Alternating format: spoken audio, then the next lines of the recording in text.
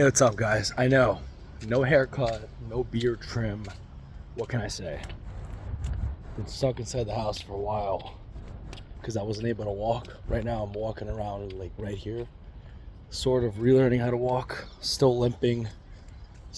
My knee still feels unstable, but slowly relearning how to walk.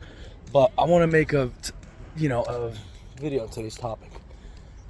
And today's topic is simply to address the issue of, I've been getting questions about intermittent fasting because people know that I've been staying home and people are like, oh, you haven't really gained any fat.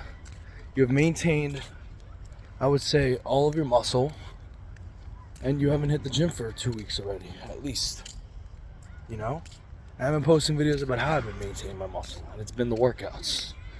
And what my plan is, it's not to do intermittent fasting. I don't need to. I don't need to do intermittent fasting. And I'll tell you why. A lot of people ask me, oh, should you do intermittent fasting? Should you not?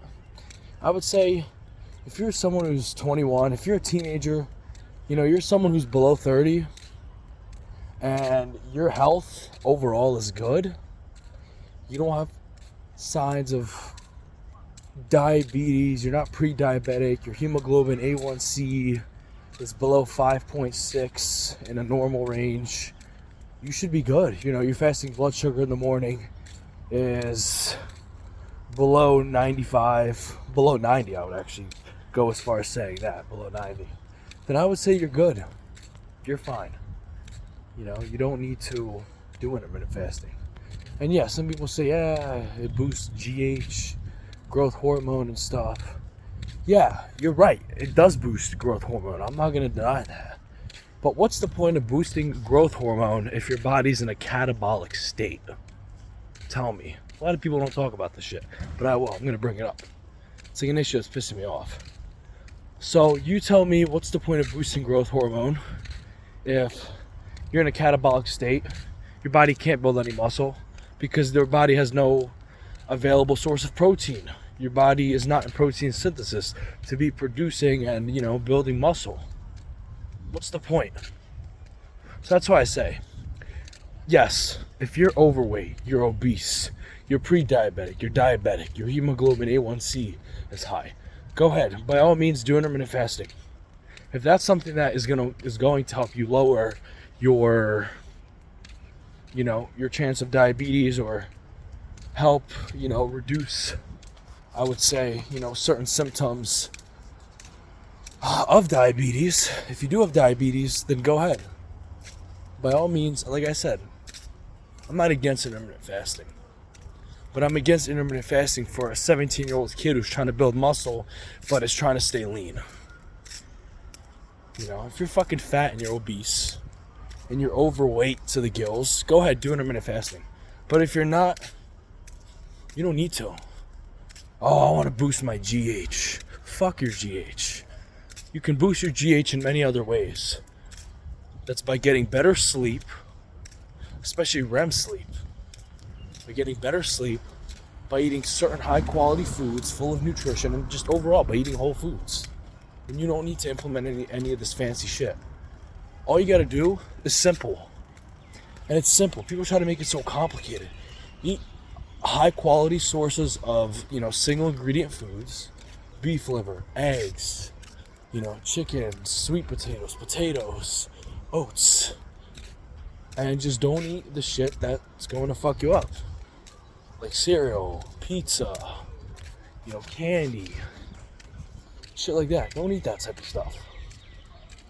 So again, like I said, I like to keep it simple. You train hard and you eat right and you don't indulge in sugar. You can have your sugar. Just don't be having it all the time. And you can have your sugar and then, you can really, start to pick out what is right for your body.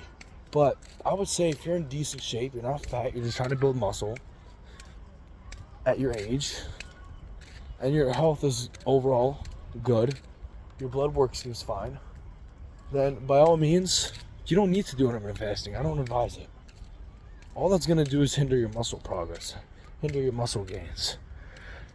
People at my age are saying, why don't you cut? Listen, I've done 3 shows already. I've been at the state of body fat where I felt like horrible, like shit.